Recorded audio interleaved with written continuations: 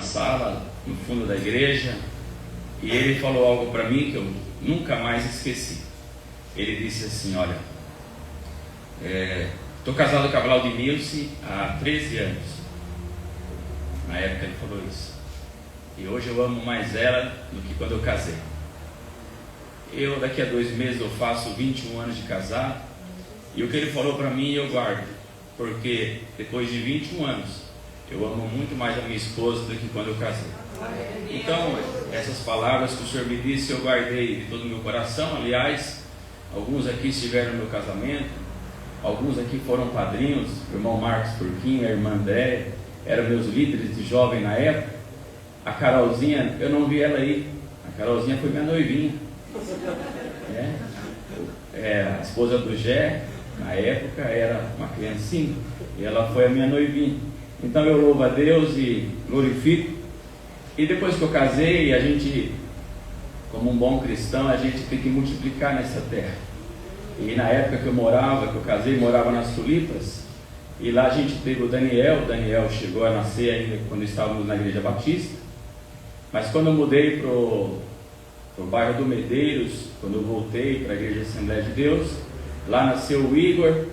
Quando eu comprei a minha casa, que eu fui lá para o Santa Gertrudes, nasceu o Hugo. Agora eu estou pensando em mudar para o Caxambu para ver se nasce a Melissa, mas a mulher não quer, né? Mas graças a Deus por todas as coisas, porque Ele é misericordioso para conosco. Amém, glória a Deus. Glórias a Deus. Vamos ler a palavra de Deus, Efésios capítulo 2, versículo de número 4.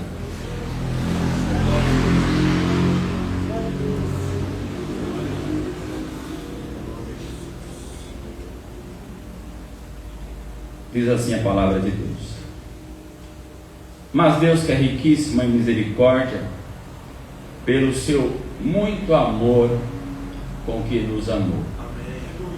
Mas Deus, que é riquíssimo em misericórdia, pelo seu muito amor com que nos amou. A carta dos Efésios, ela começa no capítulo 1, com Paulo dizendo assim: bendito é o Senhor Deus e Pai de nosso Senhor Jesus Cristo, que nos abençoou com todas as bênçãos espirituais nos lugares celestiais por Cristo Jesus. Porque este Deus nos elegeu desde a fundação do mundo. Este Deus nos predestinou para filhos por adoção. Este Deus nos trouxe redenção através do sangue de Cristo. Este Deus trouxe remissão das nossas ofensas. Esse Deus nos mostrou o mistério da salvação. Aleluia. Esse Deus nos colocou como herança. Esse Deus nos colocou como louvor da sua glória. Esse Deus nos revelou a palavra da verdade, a palavra que liberta o homem do pecado, e nos selou com o Espírito Santo da promessa, que é o penhor da nossa salvação. Ele é a garantia de que o Senhor vai voltar para nos buscar. Este mesmo Deus que nos selou, Ele vai dizer que iluminou as nossas mentes para descobrirmos a vocação a qual nós fomos chamados. E essa vocação é fazer parte do corpo de Cristo, aonde a cabeça é o próprio Senhor. Ele vai dizer que este eu passado, que agora se tornou membro do corpo de Cristo, ele agora foi vivificado. Aquele que no passado estava morto em ofensas e pecados, tomava o rumo que o Senhor lá de fora das potestades mandava fazer, e a gente obedecia.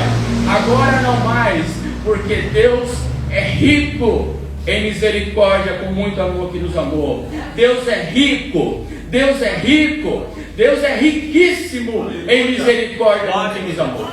E quando eu li esse texto, eu me lembrei dos desenhos, e me lembrei do tio Patinhas, quando ele estava naquele cofre nadando, e ele tinha muita usura, ele não gastava uma moeda, com medo do cofre baixar. Mas Deus é tão rico, Deus é tão rico, que concede misericórdia e ainda continua rico. Amém. Deus concedeu misericórdia para mim, Deus concedeu misericórdia para você, Deus concedeu misericórdia ao mundo, e Ele ainda permanece rico. Aleluia. Glória a Deus. Eu louvo a Deus, porque quando Deus me encontrou, Ele não me encontrou por aquilo que eu fazia, por aquilo que eu merecia. E aí está o segredo da necessidade e da misericórdia, porque não é por mérito que eu estou aqui, não é por boas obras. Quem dera se fosse por boas obras, nenhum de nós poderíamos estar aqui, mas foi por meio da fé. Acreditamos no Senhor Jesus, Ele nos alcançou e nos chamou agora para as boas obras. Aleluia! O Senhor nos colocou agora num caminho diferente. Ele fez um processo na nossa vida, Ele justificou, Ele regenerou e agora está nos santificando até o dia da sua volta. O Senhor Jesus nos alcançou com perdão. Ele fez com que morrêssemos para o mundo e vivêssemos mais uma vez, agora não mais fazendo a vontade do nosso próprio corpo, mas agora o nosso corpo obedece à vontade do Espírito Santo. A mão não é mais minha, o pé não é mais meu, a boca não é mais minha, mas eu sou embaixador, instrumento, templo do Espírito Santo. A misericórdia de Deus me alcançou. Ele vai dizer assim, que a partir do momento em que eu começo a viver esta nova vida, o que no passado, aqueles que eram da circuncisão na carne, olhavam para mim e falavam assim: este está fora, esse não faz parte. Mas a cruz de Cristo me fez fazer parte, ser concidadão dos céus, concidadão dos santos. Ele pegou o povo que no passado era rejeitado, juntou com o povo escolhido e nos tornamos algo só. E hoje vivemos firmado na doutrina dos apóstolos, aonde Jesus Cristo é a pedra principal de esquina. Hoje não sou mais que vivo eu, mas hoje sou o templo do Espírito Santo do Senhor.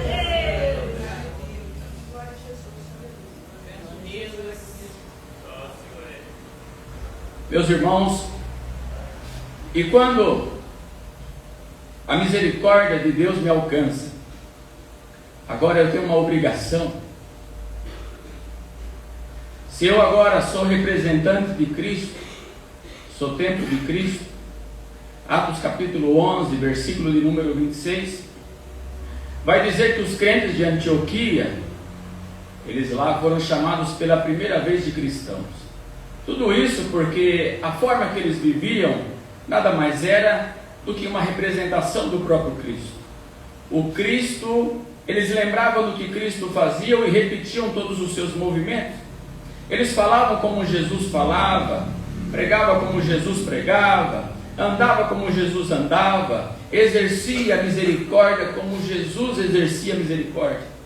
E aquelas pessoas receberam o nome de cristãos, de pequenos cristos. E agora, além de falar das misericórdias que Deus nos alcançou, há uma missão da parte da igreja de ser agora o representante do Deus da misericórdia. Oséias capítulo 6, versículo 6 vai dizer assim: porque eu quero misericórdia e não quero sacrifício. A atitude da qual Deus espera da nossa vida é a mesma para a qual Ele teve conosco. Se o Senhor teve misericórdia conosco, agora eu devo exercer a misericórdia. Existem muitos motivos para isso. O primeiro motivo, porque é o que a gente deseja para nós. Por que eu devo exercer misericórdia? Porque é isso que eu quero. Mateus 7,12 vai dizer assim: portanto, tudo o que vós quereis que os homens vos façam, fazei-o também vós, porque esta é a lei e os profetas. Se eu desejo misericórdia, a minha vida deve exercer misericórdia.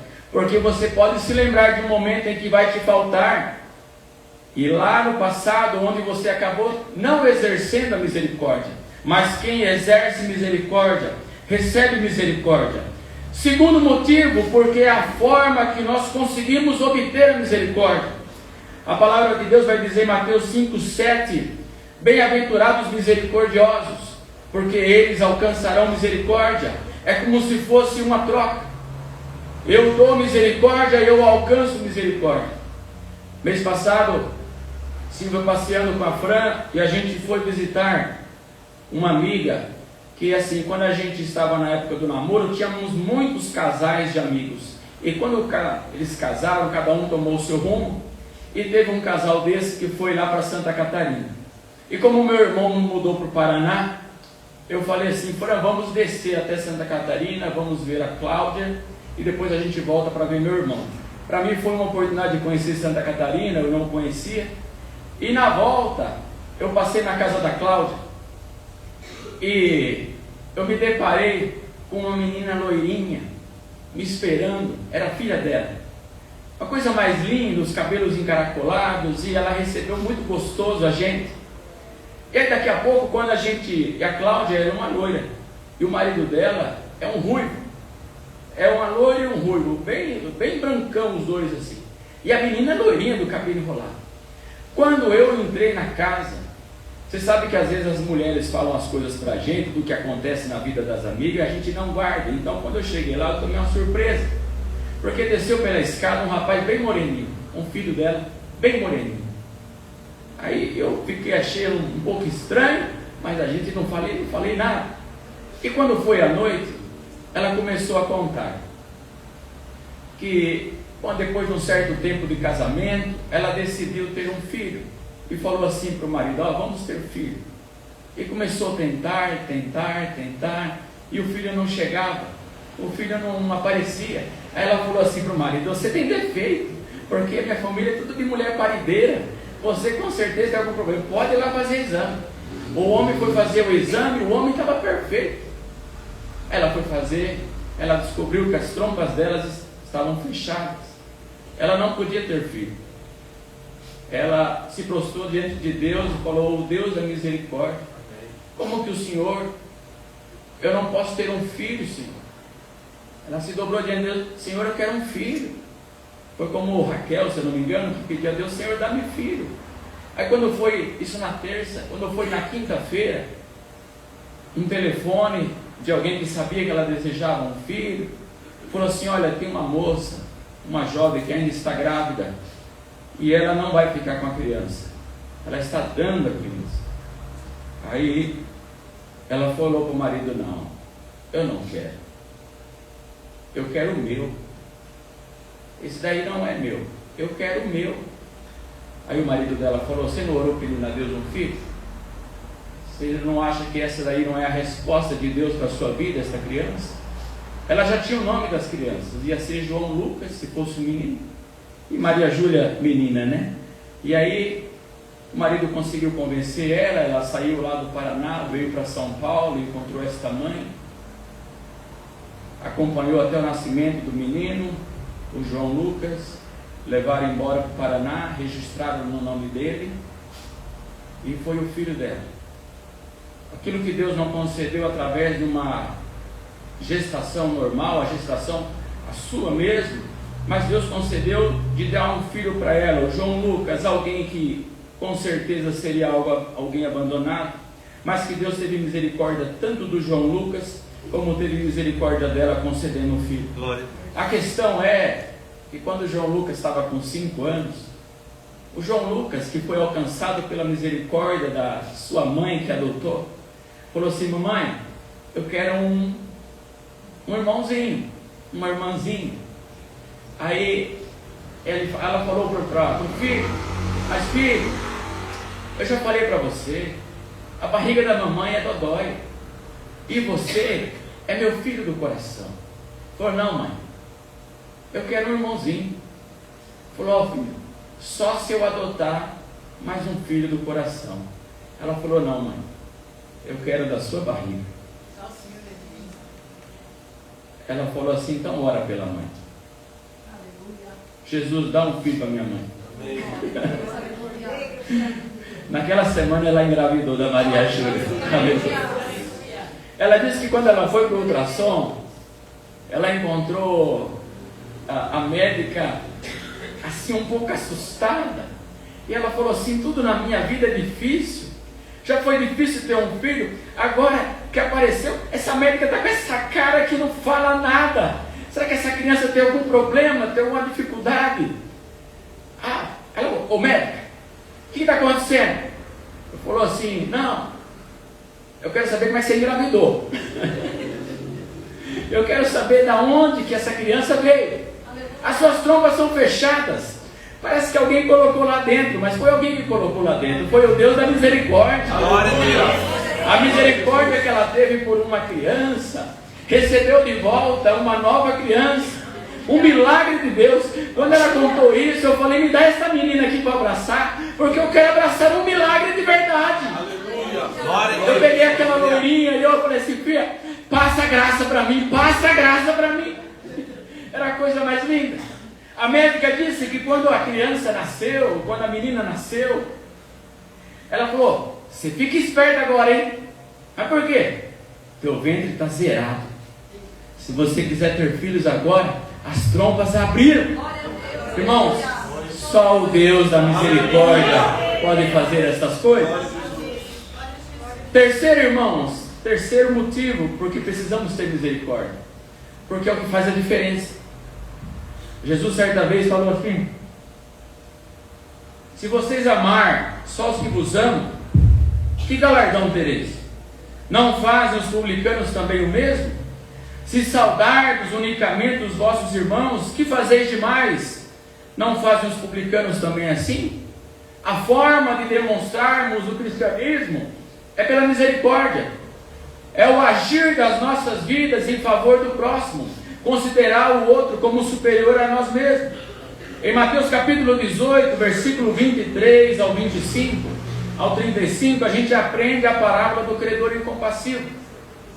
Diz a história que um determinado rei estava no momento de fazer o ajuntamento de tudo que ele tinha de dinheiro espalhado e começou a cobrar as pessoas. E chegou um homem diante dele, agora devia 10.000 talentos, uma quantia absurda.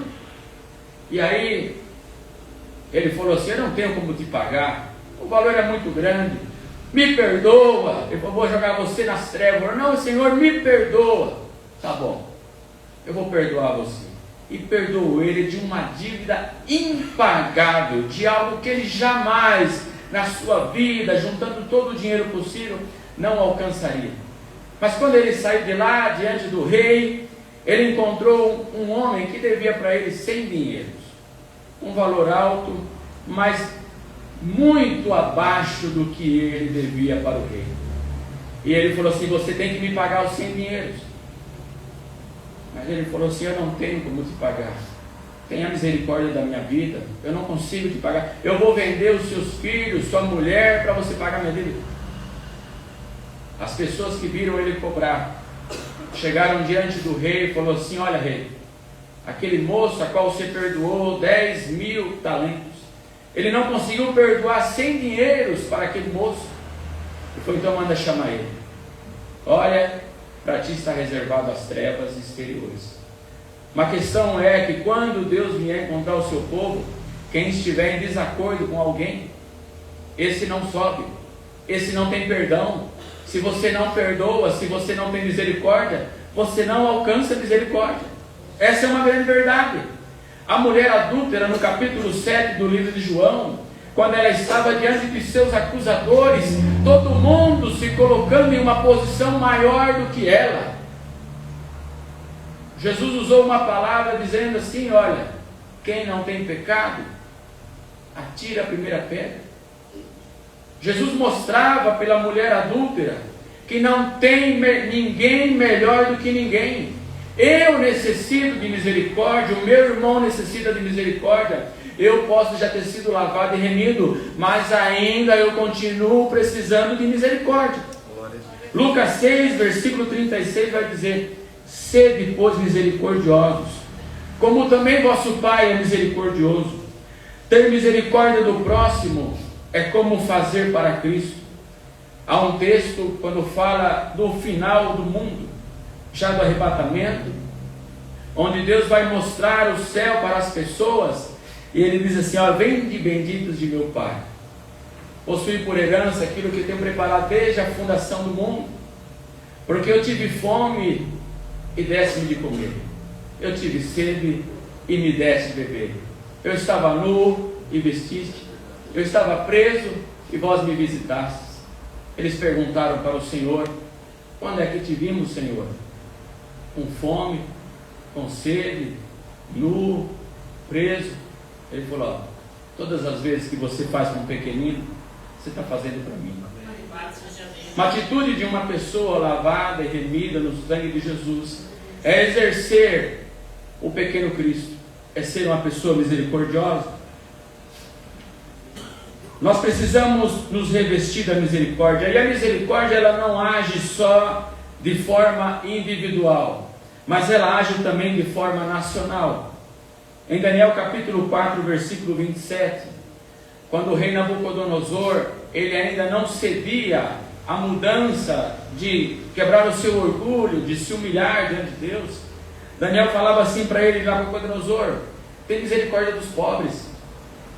Está olhando os pobres aí, estão sofrendo, e você é o representante da nação, você precisa cuidar desse povo.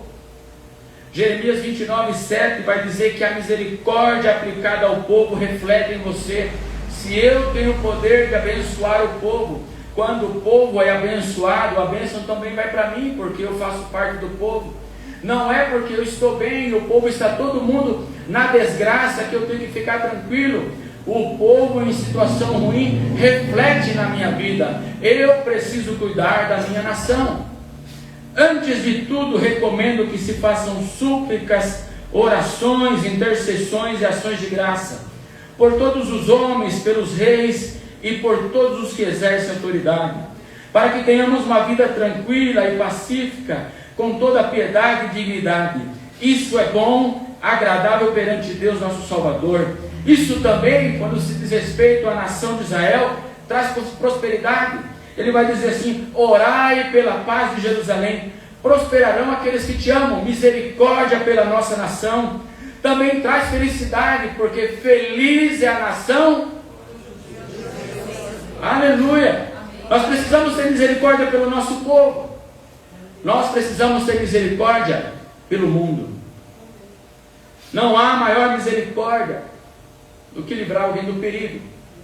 Não há maior misericórdia do que guiar um cego, do que iluminar o caminho de quem está no escuro. Não há maior misericórdia do que corrigir quem está errando, de mudar a rota de quem vai se precipitar. Essa misericórdia em sua forma máxima, a maior forma de misericórdia manifestada ao mundo, é a pregação do Evangelho. É você dar vista para quem está cego, é você iluminar o caminho de quem está no escuro, é de você corrigir de quem está errando, é de você mudar a rota de quem vai se precipitar. A pregação do Evangelho é o maior exercício da misericórdia de Deus para o mundo. É mostrar a verdade, é apresentar Jesus. Apresentar Jesus é apresentar a misericórdia de Deus. Glória a Deus. E para apresentar a misericórdia de Deus, você fala assim: eu sou tímido, eu não consigo. Mas até para isso Deus nos capacitou. Mas recebereis a virtude do Espírito Santo e ser-me-eis testemunhas por toda a terra. O Senhor nos capacita com o Espírito Santo.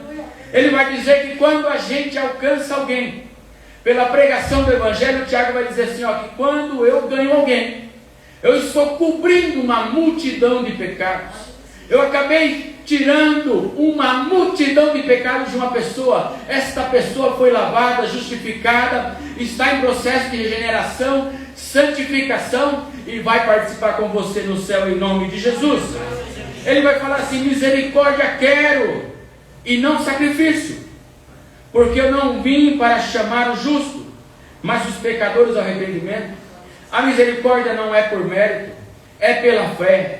Se alguém fosse alcançado por misericórdia através dos seus méritos, ela se gloriaria. Mas não é pelas obras. Irmãos, nós somos alcançados pelo amor de Deus. Quando eu estava preparando esta palavra, normalmente, sempre quando tem um texto para ler, uma palavra para falar, Deus sempre vai falando comigo durante a semana. Deus sempre vai me mostrando coisas para que seja representada e falada junto com a mensagem. E quando o pastor passou o assunto da misericórdia para mim, eu pensei comigo, lá no meu trabalho então, ou em casa, vai aparecer momentos em que eu precise exercer a misericórdia. Mas não aconteceu. E Deus falou comigo a respeito da misericórdia, mas num outro sentido. E aqui eu quero começar a mensagem principal que eu trouxe aos irmãos. Que aonde a misericórdia termina, se inicia a justiça. Lamentações 3:22 vai dizer que as misericórdias são a causa de não sermos consumidos, porque as suas misericórdias não têm fim. Se isso for interpretado de forma até os seus maiores limites possíveis, eu não precisaria me esforçar para conseguir a salvação. Se ela não tivesse fim em vida e morte, eu não precisaria fazer esforço nenhum. Mas as misericórdias do Senhor não têm fim enquanto eu tenho vida. Lá no trabalho, como eu queria que Deus apresentasse situações de misericórdia para mim, para que eu pudesse expressar para os irmãos, eu encontrei situações de dispensa de pessoas do quadro de funcionários. O histórico da pessoa chegou no momento da dispensa em que tinha que se escolher quem ficaria e quem não ficaria. Quem estava com histórico ruim, quem não estava muito bem, a misericórdia não alcançou ele. Muito pelo contrário, iniciou a justiça na vida dele. Ele foi cortado. Irmãos, o momento da misericórdia é enquanto temos vida. E eu quero compartilhar a mesma passagem que a Fran falou, em Gênesis capítulo 18. Deus falou que era tão amigo de Abraão, que ele falou assim: Abraão, eu não tenho como fazer nada se eu não dividir com você os meus assuntos. Olha que legal. Falou: Abraão, tem um lugar lá que eu vou destruir, tem uns funcionários que eu vou cortar, mas a minha misericórdia é grande, Abraão, e eu não posso punir o justo com o ímpio. Eu não posso misturar as coisas. Eu não posso dar o mesmo destino para os dois. Aí Abraão falou: Senhor, se tiver 50 justos lá, o Senhor destrói? Senhor, não, Abraão, se tiver 50, eu não vou destruir. Ô Senhor, e se tiver só 45? A fé dele estava baixando. Ele falou: não, se tiver 45 eu também não destruo. Ele falou: mas se tiver só 40? Está baixando. Também eu não vou destruir, Abraão. Eu não consigo destruir o justo com o ímpio.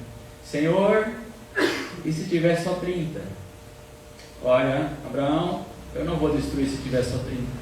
Senhor, se tiver só 20? Abraão, por causa de 20 justos eu não destruo. Senhor, e se tiver só 10? Não, Abraão, eu não consigo destruir o justo com o ímpio.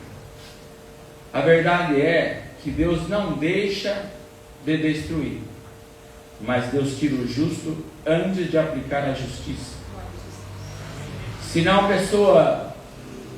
algumas pessoas são tão agraciadas como a família de Ló, que receberam visitas de anjos, e mesmo naquela dificuldade de sair, Deus tomou pela mão e falou assim: sai daí pela tua vida. Ele tira o justo, mas Deus não deixa de aplicar a justiça. A misericórdia de Deus na tua vida é enquanto você tem vida. Mas um dia Deus chegará ao ponto de falar assim: eu preciso julgar o ímpio. Só que você não pode estar aí. Então o Senhor Jesus, em algum momento, a trombeta vai tocar com alarido. Ele vai olhar e vai tirar o seu povo dessa terra, para punir aqueles que não aceitaram a misericórdia. Quando você olha a história da Arca de Noé, é a história mais contada no quarto lá para os meus filhos. O meu filho pequeno ama a história de Noé, mas a verdade é que a misericórdia de Deus durou durante 100 anos Noé pregando. Mas determinado dia, enquanto a arca estava aberta, com a oportunidade de se receber a misericórdia, Noé pregando, Noé mostrando, mas as pessoas não vai acontecer o que Noé está falando. Mas a verdade é que vai ser num piscar de olhos, vai ser no momento que você não espera. É como um ladrão. Se a gente soubesse o dia que o ladrão viria, a gente trancava a casa, colocava corrente, cadeado. Mas a volta do Senhor é de uma forma em que a gente não espera. Há então a necessidade de eu estar pronto todos os dias. A misericórdia de Deus, eu luto por ela todo dia. Eu preciso estar debaixo da misericórdia do Senhor. Glória a Deus. E quando o Senhor vier, o penhor, a garantia dele é o Espírito Santo na sua vida. Se você tem o Espírito Santo na sua vida, pode glorificar a Jesus, que naquele dia você subirá com ele.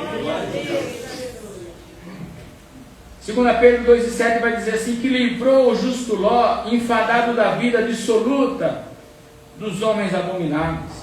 Misericórdia não é deixar de corrigir, mas não corrigir quem já foi justificado, e permitir a justificativa e o arrependimento, a segunda chance.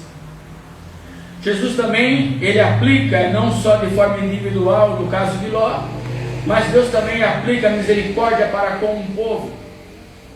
Aqueles que serviram do Egito, saíram do Egito em direção a Canaã, estavam como se fosse, se a gente fosse colocar a teologia aplicada, eles foram justificados, agora estão regenerados, estão se santificando para entrar na terra. Mas ali, por algum momento, quando Moisés sobe no monte para receber as tábuas da lei, eles perdem a referência espiritual deles. E a gente na igreja lá está passando por processo de discipulado. Todo mundo que chega na igreja, a gente tem um acompanhamento, porque se ganha muitas pessoas, mas se perde muito mais. E a gente agora está tentando fazer, não subir no monte sozinho, mas ficar sempre cuidando de quem acabou de sair do Egito. Estamos cuidando. E quando eles se perderam por um momento, Moisés não estava lá, aquele momento em que você já está como crente, mas dá aquela vacilada, fala assim: vamos fazer um bezerro de ouro, vamos voltar à forma de viver antiga. E aí diz que Moisés é avisado por Deus, dizendo assim: Moisés, eu vou destruir o povo mais uma vez, eu vou começar de ti uma nova nação. Moisés, em um ato de misericórdia pela nação, ele fala: Senhor, se o Senhor fizer isso, o teu nome vai ser falado como aquele que tirou para matar o povo no deserto. Mas outra coisa, Senhor, se o Senhor praticar isso, então risca o meu nome do livro da vida. Por mim, Senhor, tem misericórdia desse povo. E a verdade é, irmãos, que Deus permitiu que o povo seguisse. Mas quantas pessoas daquele povo que errou naquele dia conseguiram chegar em Canaã? De todos os que saíram do Egito, só chegou Josué, que estava junto com ele no monte, e Caleb. Parece que o Senhor vai cortando durante o deserto, e só vai chegar lá quem permaneceu debaixo da misericórdia. A vida cristã é uma vida de luta diária. Uma vez eu ouvi na rádio que um homem falou assim: faz 30 anos que eu estou na igreja, e de todas as pregações que o pastor Valdir falou, eu só lembro de umas 2 ou 3. Desculpa usar seu nome. Aí ele falou assim: então eu acho que não precisaria ir tanto na igreja, se alimentar todos os domingos, eu só lembro de umas 2 ou 3. Aí um rapaz do outro lado da rádio falou assim: olha, eu estou casado com a minha esposa faz uns 30 anos, e eu só lembro de umas 3 jantas especiais que ela fez. Mas se não fosse todo arroz e feijão que eu comi todo dia, eu não estaria de pé até hoje. A necessidade de estarmos congregando, vivendo em sociedade, vivendo entre irmãos, praticando a misericórdia, fazendo o bem comum a todos, e isso nos mantém na presença do Senhor Jesus. Glória a Deus. Neemias capítulo 9, versículo 19 diz assim: todavia tu, pela multidão das tuas misericórdias, não nos deixaste no deserto. A misericórdia do Senhor vai fazer com que a gente não fique aqui no dia da volta dele, mas a misericórdia do Senhor vai nos alcançar e estaremos junto com eles para todo sempre. Aleluia. Quando diz respeito a Jonas, e lá em Nínive, o Senhor fala assim: olha, tem uma nação a qual o seu pecado subiu até mim, e como misericórdia é conceder chances, é dar oportunidade enquanto tem vida, antes que venha o juízo. Levanta e vai à grande cidade de Nínive e clama contra ela, fala a verdade, fala que o mundo vai acabar, que o Senhor vai destruir esse lugar. Pode avisar com autoridade. Aí Jonas tem todo um problema para chegar lá, mas a verdade é que quando ele consegue fazer a pregação, ele vai dizer assim, e Deus viu as obras deles, do povo, depois que ele foi anunciado a palavra, como se converteram no seu mau caminho. Jonas, que não queria exercer a misericórdia ao seu próximo, porque achava que só os da circuncisão tinham condição, ele vai dizer em uma oração a Deus: Senhor, não foi isso que eu disse quando eu ainda estava na minha terra? Por isso me preveni fugindo para Tarsis, porque eu sabia que és piedoso e misericordioso, longânimo e grande em benignidade, e que te arrependes do mal. Não há uma pessoa neste mundo que seja inferior ou maior que você. Aquele bandido, assaltante, estuprador, todos eles necessitam da misericórdia de Deus. O Senhor falou assim para Jonas: olha, eu vou construir. Ele ficou num canto lá, e o Senhor permitiu que nascesse uma boboreira do lado dele. E a Bíblia fala boboreira, mas diz ao ponto que fez sombra. Imagino que essa árvore se levantou ao ponto de fazer uma sombrinha para ele, não queimar o cucurute no sol do meio-dia. E no outro dia Deus matou aquela boboreira. E Deus ensinou assim para Jonas. Quando Jonas começou a reclamar: Senhor, tive que ser engolido por uma baleia, tive que pregar para quem eu não pregava, a boboreira que eu tinha para me dar sombra o Senhor mata. Deus fala assim: você se importa com um pé de planta e não se importa com a pessoa? Tem gente se importando com um bebê reborn, mas não se importa com uma pessoa. Tem gente que se importa com um pet, mas não se importa com uma pessoa. Que tipo de misericórdia é essa? Se eu não praticar a misericórdia a qual Deus praticou na minha vida, eu não vou alcançar. A misericórdia também é para com o mundo. Os ativistas, eles trabalham em prol de causas. Alguns pais trabalham em prol dos seus filhos. Romanos capítulo 5 vai dizer assim: porque apenas alguém morrerá por um justo, pois poderá ser que pelo bom alguém ouse morrer. Mas Deus prova o seu amor para conosco em que Cristo morreu por nós, sendo nós ainda pecadores. Porque para Deus não há acepção de pessoas. E se você sabe, repita comigo João 3,16. Porque Deus amou o mundo de tal maneira que deu o seu Filho unigênito, para que todo aquele que nele crê não pereça, mas tenha a vida eterna. Que Deus abençoe os irmãos e que a gente venha a praticar a misericórdia durante a nossa vida, porque assim o Senhor exercerá a sua misericórdia sobre nós. Em nome de Jesus.